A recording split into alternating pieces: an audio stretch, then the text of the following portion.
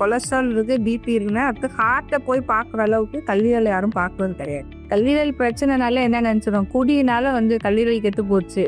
ஆனா குடிச்சிருக்க நம்பரை விட ஹார்ட் அட்டாக் வர நம்பர் யாருக்குன்னு பார்த்தா சர்க்கரை வியாதிக்காரங்களுக்கு தான். லிவருக்கு தன்னைத்தானே புதுப்பிச்சுக்கிற சக்தி இருக்கு. ஒரு 10% 15% இருந்தாலும் அது திரும்ப திரும்ப புதுப்பிச்சு அதோட நார்மல் ஃபங்க்ஷனை கொண்டு வரும். 70-80% லிவர் டேமேஜ் ஆன பிறகுதான் பிளட்ல போயிட்டு மஞ்சள் காமாலையா தெரியும். அதுக்கு முன்னாடி வரைக்கும் நம்ம ஸ்கிரீனிங்ல தான் கண்டுபிடிக்க முடியும். இந்த 4 ஸ்டேஜ்ல எது ஒண்ணு இருந்தாலுமே லிவர் எடுத்துட்டு வேற லிவர் தான் வைக்கணும். பாதி அறிவு வச்சிருக்காங்கல்ல அவங்க ரொம்ப மோசமானவங்க. ஒண்ணுமே தெரியாதவங்க இது இந்த பிரச்சனைப்பா, குதல்ல புண்ணு இருக்குப்பா, சரியா போயிருப்பா நம்பிடுவான். அந்த ஜிஆர்டிங்கிற ஒரு வார்த்தையை ஒரு சயின்டிபிக்கா எழுதிட்டு அதுக்கு சம்பந்தம் இல்லாத ஒரு பதிவை எழுதியிருந்தாங்க. அது அவ்வளோ லைக்கு ஷேரு. ஜிஆர்டியில ரத்த வாந்தி வர்றதோ இந்த மாதிரி ரத்த ப்ளீடிங் ஆகுறதோங்கிறது 0.001%. அதுக்கு இப்போ சம்பந்தம் கிடையாது. ஸோ இந்த மாதிரி ஒரு தவறான பதிவுகள் மக்களை ஒரு தவறான அறிவு அது கொடுக்குது. எந்த ஒரு மெட்டபாலிசமும் லிவர்ல தான் மெயினா நடக்கும். இப்போ மெட்டபாலிசம் நடக்கிறதுக்கு மெயின் இடம் லிவர். நம்மளோட உடலோட இயக்கம் ஒரே அளவா நார்மலா போறதுக்கு கல்லீரல் தான் முக்கியமான காரணம். வணக்கம் டாக்டர். வணக்கம் டாக்டர் ராதாகுமார், நீங்கள் எங்களோட நிறைய டிஸ்கஷன்ஸ் இருந்திருக்கீங்க. கேஸ்ட்ரோஎன்ட்ராலஜி பற்றியும் ஜென்ரல் வெல்பீயிங் பற்றியும் நம்மளோட நிறைய டிஸ்கஷன்ஸ் இது பண்ணியிருக்கீங்க.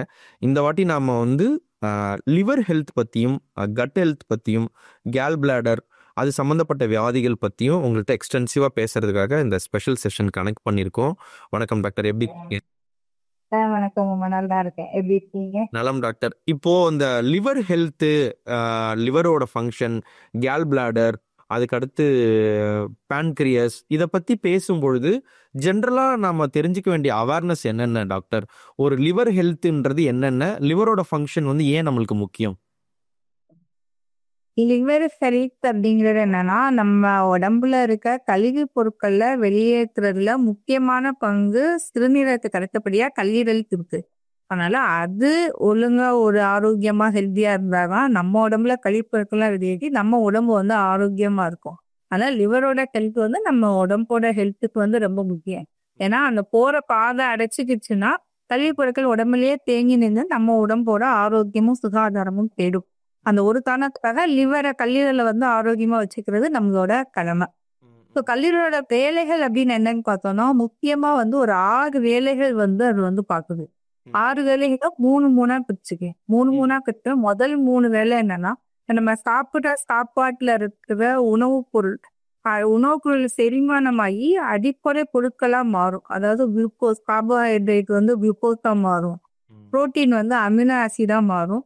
அதே கொலஸ்ட்ரால் நம்ம ஃபேட் நம்ம ஃபேட்டி ஆசிடா மாறும். இதுதான் அடிப்படையா கடைசியா பிரிச்சு போய் நின்னா அந்த இதுதான்.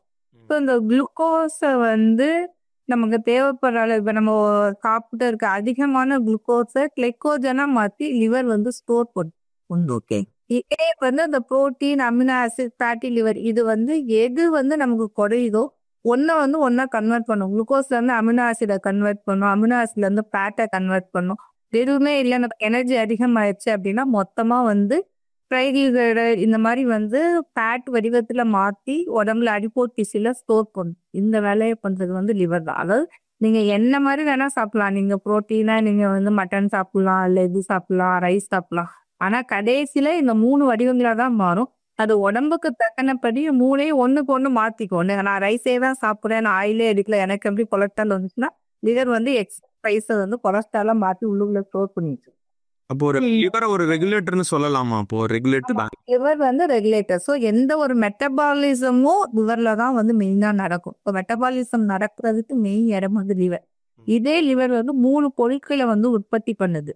அது என்ன அப்படின்னு பார்த்தோம்னா, முதல் பொருள் அல்புமின் புரதம். இந்த புரதம் நமக்கு உடம்புல ரத்தத்துல இருக்கணும். அந்த ரத்தத்துல இந்த புரதம் இருந்தாதான் அந்த ரத்தத்தோட திக்னஸ் மெயின்டைன் பண்றது இந்த ஒரு புரதம் தான். இந்த புரதத்தோட அந்த தடிமன் தான் ரத்தத்துல இருக்க அந்த திக்னஸ், அதோட வெயிட்டை இது மெயின்டைன் பண்ணும். ஸோ அந்த புரதம் லிவர்ல தான் உற்பத்தி ஆகுது. 2வது நம்ம ரத்தம் உறைதலுக்கான பொருட்கள் vitamin K dependent clotting factors அப்படின்னு சொல்லுவோம். இந்த ரத்தம் உறைதலுக்கான பொருட்கள் வந்து லிவர் தான் வந்து உற்பத்தி பண்ணுது. அது போக நம்மளோட விட்டமின் டி, நம்ம சூரிய ஒளியிலிருந்து கிடைக்கிற அந்த விட்டமின் டி உடம்புல ஆக்டிவேட் ஃபார்மா மாறுறதுக்கு லிவரும் வந்து ஒரு பார்ட்டர். ஸோ இந்த விட்டமின்ஸ் உற்பத்தி பண்றது, இந்த மெட்டபாலிசம் புலர்ச்சியை வந்து மெயின்டைன் பண்றது. இப்போ நம்ம ஒரு நாட்களா சாப்பிடாம பாக்கி இருந்தாலும் நம்ம உடம்புக்கு ஆற்றலை வந்து உற்பத்தி பண்றது வந்து கல்லீரல் தான். இப்போ நீங்க ஃபுல்லாவே சாப்பிட்டதே இல்லை, நான் கட்டில ஒண்ணுமே கொடுக்கல, வெறும் வயிறோட இருந்தோம்னாலும் உங்களுக்கு தேவையான ஆற்றல் எனர்ஜி எங்கிருந்து கிடைக்கும்னா உங்களோட ஃபேட்டை வந்து திருப்பி குளுக்கோஸா கன்வெர்ட் பண்ணி அந்த குளுக்கோஸ் வச்சு உடம்பு வந்து இயங்க வைக்கும். ஸோ இதே நீங்க எக்ஸ்ட்ரா சாப்பிட்டீங்கன்னா திருப்பி அதை ஃபேட்டா கன்வெர்ட் பண்ணி போய் ஸ்டோர் பண்ணி வச்சுக்கோம். ஸோ இஞ்சி வந்து கல்லீரல் இந்த வேலையை செஞ்சா மட்டும்தான் நம்மளால சாப்பிட்டாலும் சாப்பிடாட்டாலோ நம்ம தூங்கினாலும் தூங்கலனாலும் நம்மளோட உடலோட இயக்கம் வந்து ஒரே அளவா நார்மலா போறதுக்கு கல்லீரல் தான் வந்து முக்கியமான காரணம். ஓகே. இப்போ இவ்வளோ சொல்றோம், கல்லீரல்கள் பத்தி சொல்றோம். ஆனா இப்போ ஒரு டெர்மட்டாலஜிக்கு இருக்க அவேர்னஸோ, இல்லை ஒரு கார்டியாக் சைடு இருக்கக்கூடிய ஒரு அவேர்னஸோ, இல்லை ஒரு செக்ஷுவல் ஹெல்த் பற்றி இருக்கக்கூடிய அவேர்னஸோ லிவருக்கு போதுமானதா? லிவர் பற்றின ஸ்டடீஸ் இல்லை லிவர் பற்றின அவேர்னஸ் வந்து மக்களுக்கு கொஞ்சம் குறைவாக இருக்கோ? ஏன்னா பொதுவாக என்ன நினைக்கிறாங்க, ஒரு ட்ரங்கர்டாக இருக்காங்க, ஒரு குடி பழக்கத்துக்கு அடிமையானவங்களுக்கு மட்டும்தான் லிவர் இஷ்யூஸ் வரும்னு நினைக்கிறாங்க. அது அப்படிதானா டாக்டர்? லிவர் பற்றின அந்த அவேர்னஸ் எப்படி இருக்கு பொதுவாக மக்கள் கிட்ட? பொதுவாவே வந்து ஒரு கல்லீரல் டாக்டர் அப்படி ஒரு ஸ்பெஷலிஸ்ட், கல்லீரலுக்குலாம் ஸ்பெஷலிஸ்ட் இருப்பாங்களாங்க முதல் கேள்வி வருது மக்கள் கிட்ட. கல்லீரல்னா என்னது அப்படின்னு 2வது கேள்வி. 2வது இல்ல ஆக்கிட்டு நீங்க ஸ்டோரட்டி சொல்லுவீங்கல்ல, அதான் வந்து மனிதனுக்கான கல்லீரல் இது நீர் எக்ஸ்பிளைன் பண்ண கேட்கு. ஏன் வந்து கல்லீரலுக்கான இந்த அவேர்னஸ் வந்து கம்மியா இருக்கு? இப்ப நீங்க ஒரு ஒரு ஒரு ஒரு ரத்த கொதிப்போ இந்த நாள்பட்ட சர்க்கரை வியாதி உள்ள பேஷண்ட்டை எடுத்தா அவங்க முதல்ல என்ன செக் பண்ணுவாங்க? ஹார்ட் நல்லா இருக்கான்னு செக் பண்ணுவாங்க, ஹார்ட் அட்டாக் வருவான்னு செக் பண்ணுவாங்க. எல்லாரும் எல்லாருக்குமே தெரியும் பாறைக்குள்ள புண்ணு வரும், நரம்பு தளர்ச்சி வரும், நரம்பு தேய்மானம். ஆனா அதே அளவுக்கு அந்த நாள்பட்ட சர்க்கரை வியாதி பேஷண்ட்டுக்கு கல்லீரல் பிரச்சனைய வரும், அதுக்கும் டெஸ்ட் பண்ணணுங்கிற ஒரு விழிப்புணர்வு யாருக்குமே கிடையாது. சுகர் இருந்தா அவங்க ஈஸிலி சசப்டபிள். அப்போ ஓகே, இது சத்தம் இல்ல, கண்டிப்பா அவங்களே கல்லீரல் பாதிப்பு இருக்கும்.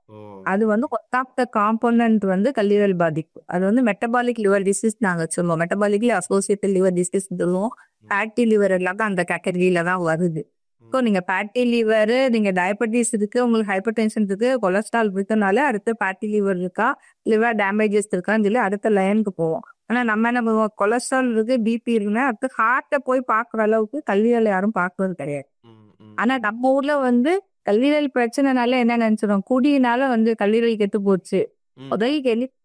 ஆனா குடிச்சிருக்க நம்பரை விட ஹார்ட் பீட் வர நம்பர் யாருக்குன்னு பார்த்தா சர்க்கரை வியாதிக்காரங்களுக்கு தான். நான் ஆல்கஹாலிக் லிவர் டிசீஸ்ன்னு சொல்லுவோம். ஸோ ஆல்கஹாலிக் லிவர் டிசீஸ் ஒரு காஸ்ட் அப்படின்னா நான் ஆல்கஹால் லிவர் டிசீஸும் அதே அளவுக்கு இந்த சமுதாயத்துல இருக்கு. அதை பத்தின விழிப்புணர்வு ரொம்ப கம்மி. அவங்க வந்து ஒரு நாள் ரத்தம் வாந்தி எடுத்தோ ஒரு ரத்த கோக்கு எடுத்தோ நம்ம ஆஸ்பத்திரிக்கு வர்றப்போதான் அவங்க லிவர் டிசீஸ் இருக்குன்னே அவங்களுக்கு தெரியும். அவங்களும் வந்து 10 வருஷம் 15 வருஷமா ஹாஸ்பிட்டல் போயிட்டு இருப்பாங்க, சுகருக்கு மாத்திரை எடுத்துட்டு இருப்பாங்க, கொலஸ்ட்ராலுக்கு மாத்திரை எடுத்துட்டு இருப்பாங்க. ஆனா கல்லீரலுக்குன்னு தனியா பரிசோதனை பண்ணி இருக்க மாட்டாங்க. அதுதான் இது. நீங்க சொல்லும்போது இந்த ஃபேட்டி லிவர்னு ஒன்று சொன்னீங்க டாக்டர், அதை பத்தி சொல்ல முடியுமா? இப்போ ஃபேட்டி லிவர்னா என்ன அர்த்தம்? ஃபேட்ஸ் இப்போ கொழுப்பு பொருட்கள் நிறைய எடுத்துக்கிறதால வர்றதா ஃபேட்டி லிவர், இந்த மாதிரிலாம் ஒரு பிலீஃப் இருக்குல்ல, இது எது உண்மை டாக்டர்? ஃபேட்டி லிவர்னா என்ன, அது எவ்வளவு சீரியஸ் நமக்கு? இப்ப ஃபேட்டி லிவர் அப்படிங்கிறது என்னன்னா, நம்ம உடம்புல இருக்க கல்லீரல் செல்ஸ் இருக்கு, கல்லீரல் செல்ஸ்ல எல்லாமே ஸ்டோர் ஆகும். நான் ஃபர்ஸ்ட் சொன்னேன், சுகர் நம்ம சாப்பிட்ற குளுக்கோஸ் அதிகமானா கூட, சோறு எக்ஸ்ட்ரா 2 கரண்டி சாப்பிட்டா கூட அந்நேரம் நமக்கு வேலை ஒண்ணும் இல்லை, அந்த குளுக்கோஸ்க்கு வேலை இல்லைன்னா அது கிளைக்கோஜனா மாறி ஸ்டோர் ஆகும். ஸோ அது மாதிரி எங்கெங்க ஸ்டோர் ஆகும்னா நம்ம டிஷ்யூவா மாதிரி நம்ம உடம்புல வந்து தொப்பையிலையோ முதுகுலையோ தைஸ்ல இந்த மாதிரி ஃபேட்டா ஸ்டோர் ஆகிற மாதிரி வயிற்றுல உறுப்புகளையும் ஸ்டோர் ஆகும். இப்ப கல்லீரல்ல ஸ்டோர் ஆகும், வயிற்றுல அந்த குடலை சுத்தி இருக்க ஜவ்வுகளையும் கொழுப்பா வந்து ஸ்டோர் ஆகும். நம்ம கல்லீரல்ல ஸ்டோர் ஆக என்ன ஆகும்னா கல்லீரல் செல்லுக்குள்ள ஸ்டோர் ஆகும். அது வந்து கல்லீரல் சைஸ் அப்படியே பெருசாகிக்கிட்டே போகும். இப்ப நார்மலா நார்மலா இருக்க லிவர் செல்ஸ்ல ஒரு 10% மேல அந்த ஃபேட் மட்டுமே அடைச்சிட்டு இருந்தா அதுதான் வந்து ஃபேட்டி லிவர் நம்ம சொல்லுவோம். இப்போ 10%, 10ல இருந்து ஒரு 30% இல்ல 50%, இது ஒரு கட்டத்துல என்ன ஆகும்னா அந்த கொழுப்போட அளவை தாங்க முடியாம அந்த செல்ஸ் எல்லாம் வெடிச்சிடும். அது செல்ஸ் வெடிச்சுன்னா அதோட நார்மல் ஃபங்க்ஷன் இருக்காது. அது அப்படியே ஃபங்க்ஷன் கம்மியாகும். அது அப்படியே வந்து ஃபேட்டி லிவர் அந்த வெடிக்கிற ஸ்டேட்டை வந்து ஸ்டீட்டோ ஹெப்படைட்டிஸ்ன்னு சொல்லுவோம். அதுக்கப்புறம் அந்த சிரோசிஸ்ங்கிற ஒரு மீள முடியாத நிலைக்கு வந்து கல்லீரல் வந்து போயிடும். ஸோ வெறும் ஃபேட்டு தான் இந்த அப்பசிஸ்ல இருக்கு, வெறும் ஃபேட்டி லிவர் தான் இருக்கு அப்படின்னு சொல்லி நம்ம அசால்ட்டை வந்து இப்போ 100 பேருக்கு ஃபேட்டி லிவர் இருந்துச்சுன்னா அதுல இருந்து ஒரு 30 பேர் வந்து கண்டிப்பா வந்து இந்த ஸ்டீட்டோ ஹெப்படைட்டிஸ் ஸ்டேஜுக்கு போவாங்க. அந்த 30 பேர்ல இருந்து ஒரு 15 பேர் வந்து சிரோசிஸ், கடைசியில் ஒரு 5 பேர் வந்து ஒரு எண்ட் ஸ்டேஜ் லிவர் டிசீஸ்க்கு போவாங்க. இப்போ 100ல 5 பேருக்கு லிவர் கெட்டு போற வாய்ப்பு இருக்கு. அப்படிங்கிறப்ப நம்ம அந்த லிவர் ஃபேட்டி லிவர் தான் ஒரு அப்படிங்கிற ஒரு அசால்ட்டா இருக்கக்கூடாது. ஸோ அந்த ஃபேட்டி லிவர் அதாவது இது ரிவர்சபிள் தான் அப்படின்னு எடுத்துக்க கூடாது அந்த மாதிரி. அந்த ஃபேட்டி லிவர்லயே வந்து 2 கண்டிஷன் இருக்கு. எது வரைக்கும் ரிவர்சபிள், எது வரைக்கும் நான் ரிவர்சபிள். வெறும் ஃபேட்டி லிவர் இருக்கு ஸ்டீட்டோ ஹெப்படைட்டிஸ் ஸ்டேஜுக்கு போகல அப்படின்னா நீங்க எக்ஸசைஸ் டயட் இதுக்கான மெடிகேஷன் வச்சு ரிவர்ஸ் பண்ணிக்கலாம், நார்மலுக்கு கொண்டு வாங்க. பட் அது ஒன்ஸ் வந்து ஒரு F3 F4 இந்த மாதிரி அடுத்தடுத்த ஸ்டேஜ் ஃபைப்ரோசிஸ் ஆகி சிரோசிஸ்க்கு போயிடுச்சுன்னா நான் ரிவர்சபிள். ஸோ ஃபேட்டி லிவர் எந்த ஸ்டேஜ்ல இருக்குன்னு கண்டுபிடிச்சா இதை கம்ப்ளீட்டா ரெக்கவரி எடுக்க முடியுமா இல்லை கம்ப்ளீட்டா ரெக்கவரி எடுக்க முடியாதாங்கிறத நம்ம வந்து தெரியும். ஓகே, இப்போ சிரோசிஸ் சொன்னீங்க டாக்டர். இந்த சிரோசிஸ்ன்ற கண்டிஷன் வந்து எப்படி முதல்ல தெரியும்? இப்போ எனக்கு இப்போ உதாரணமாக எனக்கு இப்போ நெஞ்சு வலிக்குது அப்படின்னா எனக்கு ஹார்ட் பெயின் இருக்கு அப்படின்றது தெரியும். இப்போ பேக் பெயின் இருக்குன்னா பேக் பெயின் தெரியும், கண் கோளாறுகள் தெரியும். இந்த சிரோசிஸ்ன்றது வந்து என்னவாக அது வந்து வெளிக்காட்டிக்கொள்ளும், இல்லை நமக்கு இந்த லிவர் ஆக்சுவலி நல்லபடியாக இருக்கான்றது எப்படி தெரிஞ்சுக்கிறது? அதாவது என்னன்னா லிவர் ஃபங்க்ஷன், லிவரோட ஆக்டிவிட்டி அசஸ் பண்றதுக்கு 3 வகையான டெஸ்ட் இருக்கு. ஒன்று வந்து லிவர் ஃபங்க்ஷன் டெஸ்ட். லிவர் வந்து எந்த அளவுக்கு ஃபங்க்ஷன் ஆகுது, அது கரெக்டாக ஃபங்க்ஷன் ஆகுதா இல்லை அது கம்மியாக ஃபங்க்ஷன் ஆகுதான்னு பார்த்தா இது வந்து ரத்தத்தில் இருக்கும். இந்த ரத்தத்தில் இருக்கிற டெஸ்ட் லிவர் ஃபங்க்ஷன்ல பிலிருபின் இந்த மாதிரி லிவருக்கான என்சைம்ஸ் அல்புமின் இந்த டெஸ்ட்ல எடுத்து பார்க்குறப்ப நார்மலாக இருந்தால் லிவர் நார்மலாக இருக்குன்னு நம்ம சொல்லுவோம். பட் இது வந்து 2வது அல்ட்ராசவுண்ட் எடுக்கணும். அல்ட்ராசவுண்ட்ல நமக்கு வந்து இது வந்து ஃபேட்டி லிவர் ஸ்டேஜ்ல இருக்கா, ஃபைப்ரோசிஸ்ல இருக்கா, சிரோசிஸ்ல இருக்கா, ஓரளவுக்கு அவங்க வந்து கொடுப்பாங்க. அதையும் தாண்டி நீங்க வந்து ஒரிஜினலா லிவர் வந்து சிரோசிஸ் போயிருச்சா இல்லையா, இது என்ன ஸ்டேஜ்ல F1 F2 F3 F4 4 stage இருக்கு ஃபைப்ரோசிஸ்ல. இந்த 3 and 4 வந்து சிரோசிஸ். இது வந்து ஃபைப்ரோ ஸ்கேன் அப்படிங்கிற ஒரு ஸ்கேன்ல வந்து நமக்கு தெளிவா தெரியும். இப்போ ஃபைப்ரோ ஸ்கேன் வந்து சிரோசிஸ்க்கு என்டர் ஆயிட்டோமா இல்லையா, நீங்க நார்மலா இருக்க லிவர் ஃபங்க்ஷன்ல கூட உங்களுக்கு வந்து இந்த சிரோசிஸ் வந்து ஒரு மைக்ரோஸ்கோபிக் லெவல்ல இருக்க வரைக்கும் வாய்ப்பு இருக்கு. ஸோ அதை வந்து நாங்கள் காம்பன்சேட்டட் சிரோசிஸ்ன்னு சொல்லுவோம். ஸோ அப்போ பிளட்ல எப்போ வந்து நம்ம கண்டுபிடிக்கலாம் அப்படின்னா பிளட்ல குறைஞ்சபட்சம் ஒரு 70-80% லிவர் டேமேஜ் ஆன பிறகுதான் பிளட்ல உங்களுக்கு மஞ்சள் காமாலையா தெரியும். அதுக்கு முன்னாடி வரைக்கும் நம்ம வந்து ஸ்கிரீனிங்ல தான் கண்டுபிடிக்க முடியும். ஏன்னா லிவருக்கு வந்து தன்னைத்தானே புதுப்பிச்சுக்கிற சக்தி இருக்கு. ஸோ ஒரு 10% 15% இருந்தாலும் அது திரும்ப திரும்ப புதுப்பிச்சு அதோட நார்மல் ஃபங்க்ஷனை கொண்டு வரும். இது வந்து காம்பன்சேட்டட் ஸ்டேஜ்.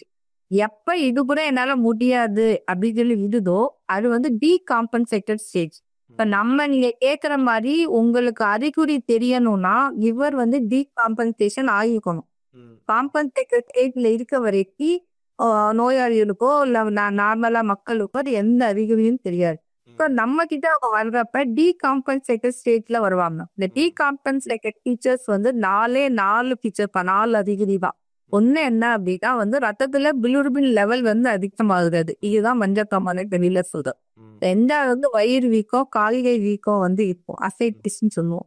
3வது வாந்தியில ரத்தம் வர்றது, வயிற்று போனா மோஷன் போனா ரத்தம் போறது, இது எல்லாமே இந்த ரத்தப்போக்கு ப்ளீடிங் சொல்றது.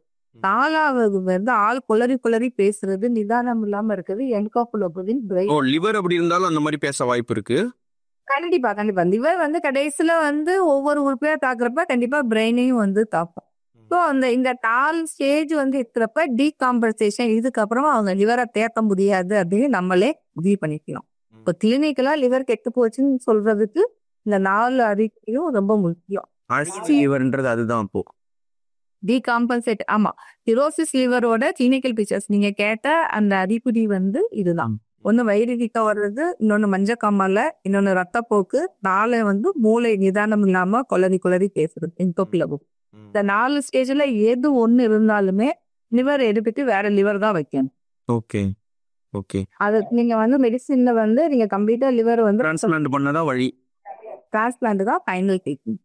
மீதி எல்லாமே சப்போர்ட்டிவ் ட்ரீட்மெண்ட் மட்டும்தான். நான் அது இருக்கிற பிரச்சனைக்கு வைத்தியம் பண்ணுவோம். ஆனா பிரச்சனையை க்யூர் பண்ண மாட்டோம். க்யூர் வந்து லிவர் டிரான்ஸ்பிளான்ட் மட்டும்தான். ம் ம் ம் இப்போ நீங்க சொல்லும் பொழுது இந்த மஞ்சக்காமாலைன்றதை பத்தி சொன்னீங்க. நம்மளுக்கு ஒரு தாட் ப்ராசஸ் இருக்கும்ல டாக்டர். மஞ்சக்காமாலைன்றது ஹெப்பாட்டிட்டிஸ் பி வைரஸால வருது. இந்த மாதிரி தானே சொல்லி கொடுக்கப்பட்டிருக்கு. இப்போ ஒரு வைரஸ் மாதிரியான ஒரு எக்ஸ்டர்னல் ஃபேக்டர் இல்லைனா கூட மஞ்சக்காமாலை வருமா? அதாவது இப்ப நம்ம வந்து பேசிட்டு இருந்தோம் ஃபேட்டி லிவர், அதுக்கப்புறம் ஃபைப்ரோசிஸ் லிவர், அப்புறம் சிரோசிஸ்ன்னு பேசிட்டு இருந்தோம். இந்த சிரோசிஸ் வர்றதுக்கு ஒரு 7 வகையான காரணம் இருக்கு. ஆனா எந்த ஸ்டேஜ்ல எல்லாரும் ஒரே மாதிரி தான் பிஹேவ் பண்ணுவாங்க. உள்ள போய் வந்து தாக்குதல் நடக்கிறதுக்கு அது ஃபேட்டா இருக்கலாம். நம்ம சாப்பிட்ற உணவு பொருளை ஃபேட்டி லிவரா இருக்கலாம், இல்ல நாள்பட்ட சர்க்கரை வியாதி இருக்கலாம், இல்ல ஆல்கஹாலா இருக்கலாம், இந்த வந்து நீங்க சொன்ன மாதிரி ஹெப்படைட்டிஸ் பிஎன்சி வைரஸா இருக்கலாம், இல்ல வந்து உங்களுக்கு ஜெனட்டிக் பிரச்சனை இருக்கலாம். பரம்பரையாவே இந்த லிவருக்கான ஜீன் வந்து உள்ள இருந்து ஆல்டரா இருக்கலாம். 5வது இப்ப இருக்கிற அந்த சித்த மருத்துவமோ இல்ல ஹோமியோபதியோ இல்ல வேற எந்த நாட்டு மருத்துவமோ லிவர் செல்ல வந்து தாக்கி அழிக்கலாம். சரியா? நம்ம இருக்கிற மெடிசின் வந்து நிறைய மெடிசின் வந்து ஒரு டிபிக்கான மெடிசினோ இல்ல மத்த ஒரு பிக்துக்கான மெடிசினோ இந்த மாதிரி லிவரை போய் தாக்கலாம். எதுவா இருந்தாலும் முதல் தாக்குதல் வந்து எந்த காரணத்துல வேணா இருக்கலாம். அந்த முதல் தாக்குதலுக்கு அப்புறமா நம்ம என்ன காரணம் கண்டுபிடிச்சோம்னா அந்த இப்ப டிபிக்கான மெடிசினாலதான் லிவர் வந்து தாக்குதல் ஆகி மஞ்சக்கமால வந்து மெடிசின் பாருன்னா அது ரெக்கவர் ஆகும். இல்ல இது வந்து ஹெப்படைட்டிஸ் பினாலதான் தாக்குதல் வந்துட்டு ஹெப்படைட்டிஸ் பிக்கான வைரஸ் வந்து மாத்திரை கொடுத்தா அது ரெக்கவர் ஆகும். இல்ல இது வந்து ஆல்கஹால்னாலதான் வந்திருக்குன்னா ஆல்கஹால கம்ப்ளீட்டா நிப்பாட்டினா ரெக்கவர் ஆகும். இல்ல இதுல வந்து சுகருக்குனாலதான் வந்திருக்கு, நம்ம சுகரை கண்ட்ரோல் பண்ணி ஓரளவுக்கு எக்ஸசைஸ் எல்லாம் போய் கொலஸ்ட்ரால குறைச்சா இந்த முதல் கட்ட தாக்குதல்ல என்ன நடந்துச்சுங்கிறத கண்டுபிடிச்சு நம்ம சில ரிவர்சிபிள் வரைக்கும் ரெக்கவரி எடுக்கலாம். ஆனா ஒன்ஸ் சிரோசிஸ் போய் டீகாம்பன்சேட்டுக்கு போயிடுச்சு, இப்ப வந்து நம்ம ஃபீச்சர்ஸ் வந்துருச்சுன்னா நீங்க இந்த காரணத்தெல்லாம் என்ன பண்ணாலும் அது ஒண்ணும் ஆகாது. லிவரை வெளியே எடுத்துட்டு புது லிவர் வச்சா மட்டும்தான் பேஷண்ட் ரெக்கவரி வருவாங்க.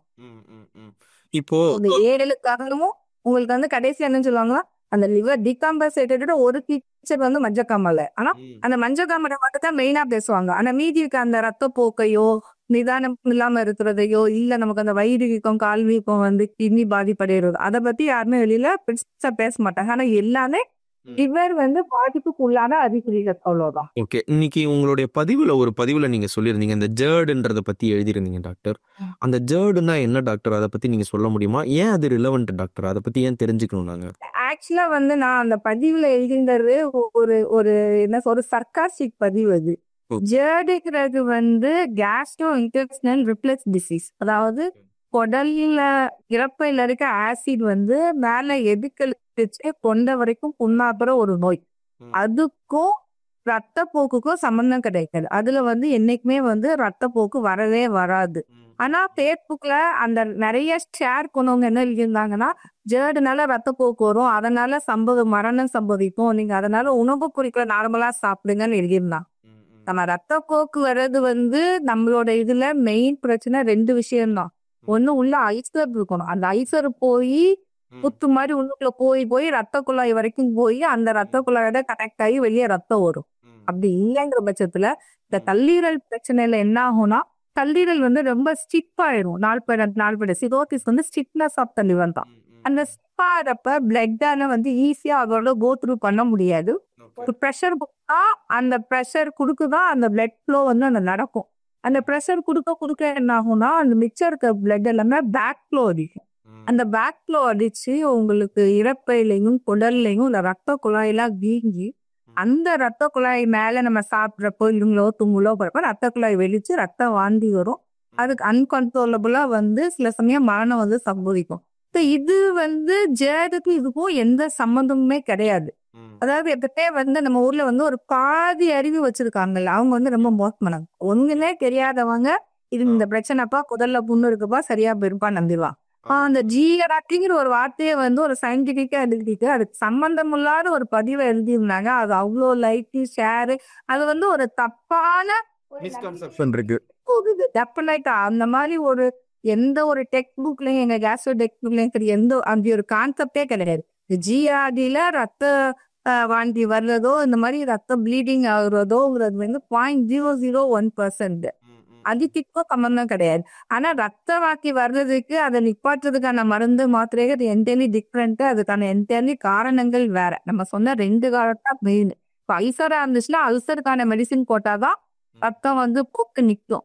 அதே இது வந்து இப்போ ப்ரெஷர்ல போர்ட்டல் ப்ரெஷர்னால உங்களுக்கு ரத்த குழாய் ரத்த குழாய் வந்துச்சுன்னா அதுக்கு எண்டோஸ்கோபி பண்ணி பேங்கிங் பண்ணணும். இல்ல அந்த ப்ரெஷரை குறைக்கிறதுக்கான மருந்துகள் போடணும். ரத்தம் குறைஞ்சாதான் ரத்தப்போக்கு வந்து குறையும்.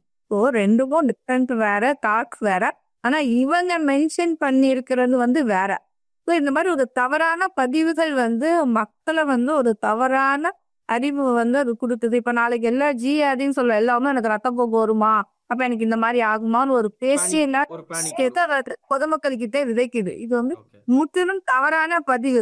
அது காலையில அவசரமா போட்டப்போ ஒரு சர்க்காஸ்டிக்கா போட்டுட்டு வந்துட்டேன். அதுக்கு என்ன ரிப்ளை கமெண்ட் கொஞ்சம் இன்னும் பார்க்கல. சாயந்தரம் போய்தான் விரிவா இதை பத்தி எழுதலாம்னு நினைச்சேன். அதுக்குள்ள நீங்க இன்டர்வியூ கூப்பிட்டுருக்கீங்க. அது ரொம்ப சந்தோஷமா இருந்துச்சு. சரி, இதை பத்தி சொல்லலாம் அப்படின்னு. சரி டாக்டர், இப்போ இன்னொரு ஒரு கேள்வி. இப்போ ஒரு சமீபத்தில் வந்து ஒரு பிரபலமான நடிகர் வந்து ஒரு மரணம் தழுவியிருந்தார். அதற்கு காரணமாக சொல்லப்பட்டது வந்து அவருக்கு லிவர் இஷ்யூஸ் இருந்தது அப்படின்னு மருத்துவர்கள் தரப்புலையும் வெகுஜன மக்கள் மத்தியிலையும் பரவி இருந்தது. அப்போது இந்த லிவர் பற்றி அதிகமாக பேசும் பொழுது அது ஒரு குடியினால் ஏற்படக்கூடிய பாதிப்பு வந்து லிவருக்கு ரொம்ப அதிகமாக, அது ரிவர்சிபிளாகவே பண்ணவே முடியாதா? அது ரொம்ப கஷ்டமா டாக்டர்? ரொம்ப சீரியஸா, கிரேவ்லி த்ரெட்டனிங்? அதாவது எல்லாம் இப்ப நம்ம வந்து லிவர் பாதிப்புக்கு 7 காரணங்கள் நம்ம பார்த்தோம். 1 நாள்பட்ட சக்கரை வியாதி. அதுவுமே குடி எந்த அளவுக்கு லிவர் டேமேஜ் பண்ணுமோ அதே அளவுக்கு லிவர் டேமேஜ் பண்ணும். அதாவது குடி ஒரு காரணம், மருத்துவம் 3வது காரணம், டிபி மெடிசின் பார்த்தோம், வைரஸ்ன்னு பார்த்தோம். சரியா? நம்ம ஏற்கனவே ஒரு பேஷண்ட் வந்து டயபெட்டிக்கா இருக்காங்க. அவங்க டயபெட்டிக் ட்ரக் சாப்பிடுறாங்க. ஏன்னா நம்ம ஊர்ல diabetic capital of the world தான் வந்து இந்தியா. அதனால இன்னைக்கு எவ்ரி அதர் பர்சன் அப்ப கண்டிப்பா சுகர் பேஷண்டா இருப்பாங்க. அந்த சுகர் பேஷண்ட் ஆல்ரெடி அதனால ஒரு ரிஸ்க் ஃபேக்டர் இருக்கு, ஃபேட்டி லிவர் வருது. அதே இவங்க ஆல்கஹால் இருக்காங்க. இப்ப ஆல்கஹால் அவங்களுக்கு ஒரு லிவர் பேஷண்ட் ஆல்ரெடி அவங்களுக்கு ஒரு ரிஸ்க் ஃபேக்டர் இருக்கு. இப்ப 2வது ஒரு ரிஸ்க் ஃபேக்டரா ஆல்கஹால் இருக்காங்க. ஆல்கஹாலும் வந்து 2வது ரிஸ்க் ஃபேக்டர். 3வது ரிஸ்க் ஃபேக்டர் என்ன பண்றாங்க, ஆல்கஹால் ஒரு சின்ன மஞ்சள் கம்பள மாதிரி இருக்கணும்னே அவங்க போய் சித்த மருந்து எடுக்காங்க. அதாவது நீங்க சொல்றது இந்த சித்த மருந்து நாட்டு மருந்துன்னு வச்சுக்கோங்க. நாட்டு மருந்தோ ஓகேவோ எதுவோ கை வைத்தியம் ஏதோ it is not the original scientifically proven medicine. Traditional medicines அல்லனா ஆல்டர்னேட் மெடிசன்ஸ் எடுத்துக்கலாம். ஏதோ ஒரு ட்ரெடிஷனல் மெடிசன் ஏதோ அது அது கசாயமா இருக்கலாம், பொடியா இருக்கலாம், பவுடரா இருக்கலாம், அது எதுவும் தானே இருக்கலாம். அது வந்து 3வது இன்ஜுரி. நிறைய ஒரு பேஷண்ட் அவங்க ஆல்கஹால் எடுக்காங்க, அவங்க சித்த மருத்துவம் சாப்பிடுறாங்க, அவங்களுக்கு வைரஸ் தாக்குதல் இருக்கா இல்லையா நமக்கு தெரியாது. ஹெப்படைட்டிஸ் டி கூட இல்ல இல்லாம. இப்ப ஒரு நார்மலா ஒரு சின்ன ஒரு அம்பு மட்டும் குரலத்துல ஒரு 4 அம்பு தொலைச்சிச்சுன்னா அந்த சட்டை என்னத்துக்கு ஆகும்? ரொம்ப டேமேஜ் ஆகும், முந்தி விட ரொம்ப டேமேஜ் ஆகும். அப்படிதான் வந்து கல்லீரல் பாதிக்கும். நீங்க வெறும்பான வந்து நீங்க வெறும் ஆல்கஹாலுக்கு மட்டும் பேர்ல மட்டும் எழுத முடியாது. அப்போ அந்த 10 நாள்ல குணப்படுத்திடுறோம், 1 மாசத்துல வந்து ரொம்ப சீக்கிரமா சரியாயிடும். அததான் துன்பம் சொல்லுவேன். அது எல்லாமே டுபாக்கூர் தான். உங்களுக்கு லிவர்னு வந்தா முதல்ல காசு கண்டுபிடிக்கணும். காசு கண்டுபிடிச்சு அது எந்த அளவுக்கு டேமேஜ் ஆயிருக்கு, காம்பன்சேட்டடா டீகாம்பன்சேட்டடா அக்சஸ் பண்ணணும். டீகாம்பன்சேட்டட்னா அதுல அவங்க என்ன ஸ்டேஜ்ல இருக்காங்க, அவங்க போர்ட்டல் ப்ரெஷர் எவ்வளவு இருக்கு, அந்த ப்ரெஷரை கண்ட்ரோல் பண்ண என்ன மெடிகேஷன் பண்ணணும், இல்ல அவங்களுக்கு என்ன காம்ப்ளிகேஷன் இருக்காங்க, காம்ப்ளிகேஷன் எப்படி மேனேஜ் பண்ணணும், இல்ல இவங்களை டிரான்ஸ்பிளான்ட்டுக்கு ஃபிட்டா இருக்காங்களா, டிரான்ஸ்பிளான்ட்டுக்கு லிஸ்ட் பண்ணணுமா. இதுதான் வந்து ஒரு கல்லீரல் ஒரு டாக்டரோட வேலை. அவங்க எந்த ஸ்டேஜ்ல இருக்காங்க. அப்ப எல்லாத்தையும் ஒரே ஸ்டேஜ்ல கொண்டு வந்து நிப்பாட்டி நான் ஒரே மாத்திரையை கொடுத்துருவேன், எல்லா நோய்க்கும் ஒரே ஒரு மாத்திரையில எல்லா நோயும் தீந்துரும் சொல்றது அது கண்டிப்பா ஒரு அறிக்கை பூர்வமானது கிடையாது. அப்புறம் சொல்றாங்களே டாக்டர் கியூர் ஆக்கிட்டோம் அப்படின்னு சொல்லி. ஏன் இதை கேட்குறோன்னா, இப்போ நிறைய ஃபிட்னஸ் இன்ஃப்ளூயன்சர்ஸ் ஆகட்டும், இல்லை இந்த சினிமா திரைத்துறை பிரபலங்கள் ஆகட்டும், நானே ரொம்ப கல்லீரல் வியாதியில இருந்தேன், கல்லீரல்ல இருக்க அந்த இன்னொருக்கு வந்து கல்லீரல் டீடாக்ஸ், இந்த மெடிசின்லாம் இந்த லிவர் இன்ஃபியூஸ் வாட்டர் எடுத்துக்கோங்க, அது கல்லீரல் டீடாக்ஸ் பண்ணும் உங்களுக்கு. அது எல்லாமே டுபாக்கூர். அது எதுவுமே சயின்டிஃபிக்கா ப்ரூவன் கிடையாது. உயிரிழலை பொறுத்தளவுல அது வந்து என்ன stage F1, F2, F3, F4 first 1 and 2ல இருந்தா ரெக்கவர் ஆகும். TN4ல இருந்தா ரெக்கவர் ஆகாது. அவ்வளவுதான். இந்த ரெக்கவர் ஆகுறதுலயே வந்து நம்மள வந்து காம்பன்சேட்டட் டிகாம்பன்சேட்டட் இதை வந்து கம்ப்ளீட்டா சயின்டிபிக்கா அசஸ் பண்ண நாங்க வந்து ஒரு ஸ்கோர் யூஸ் பண்ணுவோம். அந்த ஸ்கோருக்கு பேர் வந்து மெல்டு ஸ்கோர்னு. Mild score. Meld score MELD அப்படின்னு சொல்லிட்டு model of 8 stage liver disease means இது லிவர் மாடல்ல ஒரு ஸ்கோர் நாங்க டெவலப் பண்ணுவோம். அந்த ஸ்கோரை வச்சுதான் இவங்க வந்து சிவியாரிட்டி எப்படி இருக்கு, இவங்க வந்து டிரான்ஸ்பிளான்ட் தேவையா இல்லையாங்கிறத அது வந்து இன்டர்நேஷனலி ஸ்டாண்டர்ட் ஸ்கோர். நம்ம மட்டும் யூஸ் பக்கத்துல இன்டர்நேஷனலா எனக்கு ஒரு லிவர் டிசீஸ் இருக்கு எனக்கு கியூர் ஆகுமா நீங்க கேட்டீங்கன்னா அவங்க அடுத்த வார்த்தை கேட்கறது உங்களோட மெல்டு ஸ்கோர் என்ன. ஸோ மெல்டு ஸ்கோர் வந்து 15க்கு மேல போச்சுன்னா நீங்க கண்டிப்பா டிரான்ஸ்பிளான்ட் போகணும். மெல்டு ஸ்கோர் 5க்கு கீழே இருக்கு உங்களோட சர்வைவல் அதிகம், உங்களுக்கான லிவர் வந்து ரெக்கவரி அதிகம். இந்த ஒரு பாயிண்ட் இப்போ ப்ரெஷர் வந்து 120/80 அப்படின்னு நம்ம ஒரு வேல்யூ வச்சு உலகத்துல நம்ம இது பண்ற மாதிரி சுகருக்கு 100 கீழே இருந்தா நார்மல்னு சொல்ற மாதிரி லிவருக்கும் ஒரு ஸ்கோர் இருக்கு. ஒவ்வொரு ஆர்கனுக்கும் ஒவ்வொரு அசஸ்மெண்ட்டுக்கான ஸ்கோர் இருக்கு. அதை வச்சுதான் நீங்க எந்த ஸ்டேஜ்ல இருக்கீங்க, உங்களுக்கு என்ன பண்ணணும், அடுத்து என்ன செய்யணுன்றதுக்கு போகணும். இப்போ நீங்க ஆல்ரெடி டயபெட்டிக் பேஷண்ட், ஆல்ரெடி நீங்க வந்து ஆல்கஹால் எடுத்துக்கிட்டீங்க, ஆல்ரெடி சித்த மருந்து எடுத்துருக்கீங்க, உங்களோட மெல்டு ஸ்கோர் வந்து 20ல இருந்து 25 இருக்குன்னா டைரக்டா நீங்க டிரான்ஸ்பிளான்ட்டுக்கு போங்க லிஸ்ட் பண்றதுதான் ஒரு டாக்டரோட வேலை. இது எதுவுமே இந்த நாட்டு மருத்துவத்துல இதெல்லாம் சொல்ல மாட்டாங்களா டாக்டர்? எதுவுமே சொல்ல மாட்டாங்களா, நாங்க வாங்க நாங்க ரெக்கவர் பண்ணுவோம் சொல்லுவாங்க. நல்லா இருக்கும் நீங்களும் நம்பிட்டே போவாங்க. ஒரு காலகட்டத்துல டீகாம்பன்சேஷன் ஆன ஃபீச்சர்ஸ்ல ஏதாச்சும் ஒண்ணு வந்து அடியாகிறப்ப இது பண்ணிடுவாங்க. ஏன் அந்த டீகாம்பன்சேட்டட் ஃபீச்சர்ஸ் வந்து நாங்க திரும்ப திரும்ப சொல்லிட்டே இருக்கோம்னா அதுல முதல்ல வர்றது வந்து அசைட்டிஸ், அதாவது காலியேடுங்கிறது வயிறு. காலியேடுங்கிறது வயிறுனா அவங்க லைஃப் எக்ஸ்பெக்டன்சி வந்து 2 years தான். சரியா, நீங்க வந்து 2ல இருந்து 5 years மேக்ஸிமம் நீங்க வந்து ட்ரீட்மெண்ட் ஒன்றும் பண்ணலைன்னா குறையுது, அதாவது அடிக்குவேட்டா ட்ரீட்மெண்ட் பண்ணலைன்னா. சப்போஸ் உங்களுக்கு அந்த வயிறு வீக்கத்தோட ஒரு தடவை மோஷன் கருப்பா போகுது, ஒரு தடவை ரத்தம் வாந்தியதுன்னா ஒரு 6 மாசத்துல இருந்து 1 வருஷத்தை அதுல கழிச்சுக்கோங்க. அப்புறம் உங்களுக்கு வந்து திரும்ப ஒரு வஞ்சக்காமல வந்து ஒரு 14 பாயிண்ட் 15 பாயிண்ட் 20 ரூபாய் இன்னொரு 6 மாசத்தை கழிச்சுக்கோங்க. இல்ல உங்களுக்கு நிதானமே ரொம்ப தப்புது, நம்ம குளறி தான் பேசுறோம்னா ஒரு 3-6 months. இதுதான் வந்து நீங்க ட்ரீட்மெண்ட் பண்ணாம சித்த மருத்துவமோ இல்ல நீங்க ஒண்ணுமே பண்ணாம வீட்டுல வச்சிருந்தாலும் இவ்வளவுதான் ஒரு பேஷண்டோட லைஃப் எக்ஸ்பெக்ட் பண்ணி நீங்க வந்து அடிச்சு சொல்லிடலாம் உங்க இவ்வளவுதான் வாழ்நாள், இதுக்குள்ள ஏதாச்சும் பண்ணணும்னா பண்ணிக்கோ. அதை தாண்டி எனக்கு வந்து எனக்கு கியூர் பண்ணணும் அப்படின்னா நீங்க டிரான்ஸ்பிளான்ட் போவாங்க. அப்ப டிரான்ஸ்பிளான்ட்டுக்கான அசஸ்மெண்ட் நடக்கும். இப்போ எப்படி கிட்னி டிரான்ஸ்பிளான்ட்டோ லிவர் டிரான்ஸ்பிளான்ட் வந்து ரொம்ப ரொம்ப நம்ம ஊரியா காமனா நடக்குது. லிவர் டிரான்ஸ்பிளான்ட் வந்து ப்ரொமோட் பண்ண தமிழக அரசாங்கம் என்ன பண்ணிருக்காங்கன்னா யாரெல்லாம் உறுப்பு தரீங்களோ அவங்களுக்குலாம் நாங்க அரசு மரியாதை தரோம்னு கேட்டாங்க. ஸோ ஒரு இறந்தவரோட உறுப்பு நீங்க தானமா கொடுத்தீங்க அப்படின்னு நீங்க பக்கத்துல இருக்க ஜிஎஸ்டி சொல்லிட்டாலே உங்களோட அந்த உறுப்புகள் வேணுங்கிற உறுப்புகளை எடுத்துட்டு உங்க உடல் வந்து அரசு மரியாதையோட அடக்கம் பண்ணுவாங்க. அதுக்கு ஒரு சர்டிபிகேட் கொடுப்பாங்க. இந்த எடுத்த உறுப்பு வந்து அந்தந்த மாவட்டத்துல யாருக்கு லிவர் தேவைப்படுது, கண்ணு தேவைப்படுது, கிட்னி தேவைப்படுது, இந்த மாதிரி தேவைப்படுற பேஷண்ட்டுக்கும் அரசாங்கமே வந்து அவங்க வந்து கொடுக்குறாங்க. இது எல்லாமே கம்ப்ளீட்டா ஆன்லைன்ல லிஸ்ட் பண்ணிருப்பாங்க. இல்ல நீங்க எந்த ஒரு நடுவுல போய் லாபி பண்ணவே முடியாது. உங்களுக்கு மெல்டு ஸ்கோர் 25 இருக்கு, உங்க ஆன்லைன்ல நீங்க ரெஜிஸ்டர் பண்ணிருக்கீங்க, இந்த ஏரியால இருக்கீங்க, இப்ப ஏ பாசிட்டிவ் பிளட் குரூப்ல இருக்கீங்கன்னா உங்களுக்கு லிவர் அலாட்டட் அப்படின்னா உங்களுக்கு கவர்மெண்ட்ல இருந்தே வரும். ஸோ ஆர்கன் டிரான்ஸ்பிளான்ட் பொறுத்தல தமிழ்நாட்டை பொறுத்தல கம்ப்ளீட்டா டிரான்ஸ்பரண்டா நடக்குது. ஸோ நீங்க முதல்ல அக்செப்ட் பண்ணணும், நமக்கு மெல்டு ஸ்கோர் 20 இருக்கு 25 இருக்கு, நமக்கு என்ன இல்லாலும் ஒரு நாள் டிரான்ஸ்பிளான்ட் வரும், நம்ம டிரான்ஸ்பிளான்ட் பண்ணிக்கணும், ரிஜிஸ்டர் பண்ணணும்னு அக்செப்ட் பண்ணணும். இந்த அக்செப்ட் பண்ற மனநிலையில இல்லாம மக்கள் வந்து ஈஸியா அந்த இன்ஃபுளுன்ஸ பேச்சை கேட்டு அவங்க பிரெயின் வாஷ் ஆகி திரும்ப போய் ஒரு சித்த மருத்துவமோ இதுவோ இல்ல வந்து ஒரு ட்ரெடிஷனல் மெடிசனோ இல்ல ஒரு தேவையில்லாத வேலைகளை பார்த்து திரும்பி வரப்ப மெல்டு வந்து பாட்டி கைவோ போயிருக்கும். அப்ப குணப்படுத்த முடியாத பாயிண்ட் இருக்கு. நீங்க டிரான்ஸ்பிளான்ட் தான் ஃபிட்டா இருக்க மாட்டீங்க. நீங்க ஹெல்ப் பண்ணலன்னு சொன்னப்ப டிரான்ஸ்பிளான்ட் ஃபிட்டா இருந்துட்டீங்க. டிரான்ஸ்பிளான்ட் ஃபிட்ங்கிற கண்டிஷன்ல கல்லீரல் மட்டும் தான் பாதிக்கப்பட்டிருப்போம். அவங்களோட திருநீரகங்களோ நுரையீரலோ இருதயமோ மற்ற உறுப்புகள் பாதிக்கப்படாம இருந்தா மட்டும்தான் டிரான்ஸ்பிளான்ட் பண்ண முடியும். இப்ப இதே இது நீங்க கொஞ்சம் நாள்பட என்னாகும் வயிற்றுக்கு இப்போ இது போய் உங்களுக்கு ஒரு மூளை பாதிப்போ ஒரு திருநீரக பாதிப்போ நுரையீரல் பாதிப்போ வீட்டிங்கோ இந்த மாதிரி ஆரம்பிச்சுன்னா உங்களுக்கு டிரான்ஸ்பிளான்ட் அந்த ஒரு அவ்வளவு பெரிய சர்வி பண்றது அது உடம்பு தாங்க. இப்போ நமக்கு நார்மலா குணப்படுத்த ரிவர்சபிள் ஸ்டேஜ்ல இருந்து தள்ளி போட்டு டிரான்ஸ்பிளான்ட் பண்ற ஸ்டேஜ்ல இருந்து தள்ளி போட்டு இதுக்கு மேல ஒண்ணுமே பண்ண முடியாதுங்கிற ஒரு ஸ்டேஜ்ல வச்சுட்டு கடைசியில் என்ன சொல்லுவாங்க, பஞ்சகமலனாலே குணப்படுத்த முடியாது, லிவர்னாலே குணப்படுத்த முடியாது, எதுக்கு போற. இந்த ஒரு கேள்விதான் மக்கள் கிட்ட வந்து வரும்.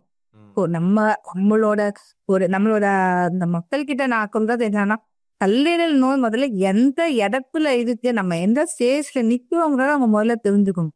தெரிஞ்சா மட்டும் இது வந்து குணப்படுத்துற ஸ்டேஜ்ல இருக்கா, குணப்படுத்த முடியாது இருக்கா, இதுக்கு ஹையஸ்ட் பாசிபிள் ட்ரீட்மெண்ட் என்ன, அதுக்கடுத்து நம்ம என்ன செய்ய முடியும். எங்ககிட்ட வர பேஷண்ட் கிட்ட நான் முதல்ல பேசுவேன், நீங்க இந்த ஸ்டேஜ்ல இருக்கீங்க, இந்த மைல்டு ஸ்கோர்ல இருக்கீங்க, இந்த சைக்கிள் ஸ்டேஜ்ல இருக்கீங்க, உங்களோட லைஃப் எக்ஸ்பெக்டன்சி இவ்வளோ, ஒன்றும் பண்ணாம இருந்தா இவ்வளவு நாள் இருக்கும், பண்ணுங்கன்னா இவ்வளவு நாள் போவீங்க. இது வந்து ஒரு கலெக்டிவா குடும்பத்தோட உட்கார்ந்து பேசி குடும்பமா எடுக்க வேண்டிய டிசிஷன். ஆனா என்னன்னா சிக்மா வந்து பிராண்ட் பண்ணிட்டாங்க. கையெழுத்து பிரச்சனைனாலே குடியினால வந்திருக்கும், குடிச்சு செத்து போகும். அப்படி டேபுனாலே அவங்க வெளியில சொல்ல தேவை. சிக்மா இருக்கிறதுனால பேஷண்டார வெளியிலே வர மாட்டேங்கிறாங்க, வெளியில சொல்லவும் மாட்டேங்கிறாங்க. அந்த சிக்மா கிடையாது.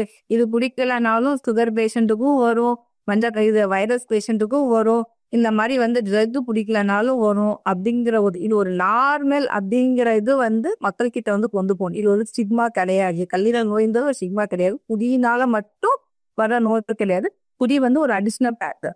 அதுதான் வந்து நான் இங்க சொல்ல விரும்புறது. நான் நிறைய குடிச்சிட்டே இருக்கேன், அவங்க கல்லீரல் கெட்டு போக மாட்டேங்க, நான் கொஞ்சம் தான் குடிச்சேன் எனக்கு கெட்டு போச்சுன்னா அங்க உங்களுக்கு ஜீன் ஃபேக்டர் இருக்கு, அந்த ஜீன் இன்ஃபுளுயன்ஸ் பண்ண ஜீன் இருக்கு, உங்க கல்லீரல் கெட்டு போச்சு. எல்லாத்துலயுமே ஜெனட்டிக் ஃபேக்டர் பேக்ரவுண்டும் ஒண்ணு இருக்கு, அதையும் நம்ம வந்து சொல்லதான் செய்யணும். ஆனா குடிக்கவே ஒரு தடவை வந்து நீங்க வந்து குடிக்கிறாங்கல்ல, குடிச்சிட்டே இருங்க அப்படின்னு நம்ம அட்வைஸ் பண்ண. எல்லாமே வித்தின் த லிமிட். நீங்க லிமிட்டை தாண்டி போறப்ப அமுதமா இருந்தாலும் அது கார்போஹைட்ரேட் தான் போட், எல்லா ஆபத்து தான். இப்போ கரண்டா இந்த மாதிரி இப்போ இன்ஃப்ளூயன்சர்ஸ் எல்லாம் பார்த்து அல்லது இந்த மாதிரியான ஆல்டர்னேட் மெடிசன்ஸை வந்து அவதியும் எடுத்துக்கிறவங்களுக்கு நீங்க கடைசியா சொல்ற விஷயம் என்ன டாக்டர்? ஷார்ட்டா சொல்றதுன்னா என்ன சொல்லுவீங்க? கல்லீரல், நம்ம உடம்பு, சிறுநீரகம், இது எல்லாமே தன்னைத்தானே புதுப்பிச்சுக்குள்ள வசதி இருக்கு. ரீஜெனரேட்டிவ் கெப்பாசிட்டி இருக்கு. என்னன்னா ஒரு விஷயம் நம்ம உடம்புக்குள்ள சாப்பாடு தவிர்த்து, இப்ப நம்ம சோறு சாப்பிடுறோம், சமைச்சு சாப்பிடுறோம், சாப்பாடு தவிர்த்து வேற ஒரு புதிய விஷயங்களை வந்து உட்கொள்றப்ப இது நம்ம உடம்புக்கு தேவைதானா அப்படின்னு முதல் விஷயம். இது நமக்கு அவசியமா, இது தேவைதானா, நம்ம சரியான அளவுலதான் எடுக்கிறோமா, இதனால வேற எதுவும் பிரச்சனை வருமா, அதை பத்தி வச்சு டாக்குமெண்ட்ஸ் இருக்கா ஒரு யோசிச்சுட்டு நீங்க இருக்கு. ரெண்டாவது அறிவியல் பூர்வமாக நிரூபிக்கப்பட்டுள்ளதா அப்படின்ற ஒரு கேட்க வந்து ஒவ்வொரு நேரத்துல ஒவ்வொரு மாத்திரை எடுக்கிறப்பையும் சரி, சாப்பாடு எடுக்கிறப்பையும் சரி, இல்ல நீங்க எக்ஸ்ட்ரா வந்து உங்க ஹெல்த்துக்காக என்ன செஞ்சாலும் இது அறிவியல் பூர்வமாக நிரூபிக்கப்பட்டுள்ளதா அப்படிங்கிற ஒரு கேள்விக்கு ஆம் வந்தா மட்டும்தான் நம்ம அதை ஃபாலோ பண்ணும். இல்லைன்னா வேணா விடுது. நம்ம என்னைக்கும் சாப்பிட்ற சாப்பாடு, என்னைக்கும் பண்ண உடற்பயிற்சி, என்னைக்கும் போல நமக்கு என்னென்ன வந்து வாழ்க்கைக்கு தேவையான நல்ல விஷயங்கள் எல்லாம் சொல்லிருக்காங்க, அதை மட்டும் பண்ணிட்டு போயிட்டு இருக்கலாம். இதை கரைச்சு கொடுத்தாதான் இது நல்லாகும், அதை கரைச்சு கொடுத்தா இது நல்லாகும் அப்படிங்கிற எந்த ஒரு வேலையுமே நம்ம செய்யக்கூடாது. செம்பருத்தி டீ குடிக்கிறேன், நான் நிக்கல டீ குடிக்கிறேன், இது சுகருக்கு நல்லது, இது அதுக்கு, இந்த மாதிரி எந்த அட்வைஸுமே தேவை. நம்ம நார்மல் சாப்பாடு நம்ம உடம்புல என்ன இருக்குதோ அதை மட்டும் சாப்பிட்டுட்டு நம்ம நார்மல் உடல்நிலை, வெயிட்டு, நம்ம நார்மல் ப்ரெஷர், சுகர், இது நார்மலா எல்லா வேல்யூஸுமே விதின் நார்மல் லிமிட்டா மெயின்டைன் பண்ணிட்டு போயிட்டு இருந்தோம்னா ஒரு பிரச்சனையும் வரணும். நன்றி டாக்டர். ரொம்ப விரிவாக நிறைய விஷயங்கள் சொல்லியிருந்தீங்க. லிவர் ஹெல்த் பற்றி நிறையா சொல்லியிருந்தீங்க. லிவர் பற்றி இருக்கக்கூடிய மிஸ்கன்செப்ஷன்ஸ், அதுக்குள்ள வர்ற வியாதிகள், இந்த ஆல்டர்னேட் மெடிசன்ஸால் லிவர் எப்படி பாழாகுது, இதை பற்றிலாம் ரொம்ப அழகாக சொல்லியிருந்தீங்க. அடுத்த ஒரு எபிசோட்ஸில் இன்னும் பல விஷயங்கள் இதை பற்றி பேசுவோம். எங்களுக்காக டைம் ஒதுக்கி இந்த விஷயங்கள்லாம் ஷேர் பண்ணிக்கிட்டதுக்கு ரொம்ப நன்றி. ரொம்ப நன்றி. நிறைய பேசுவோம். நன்றி.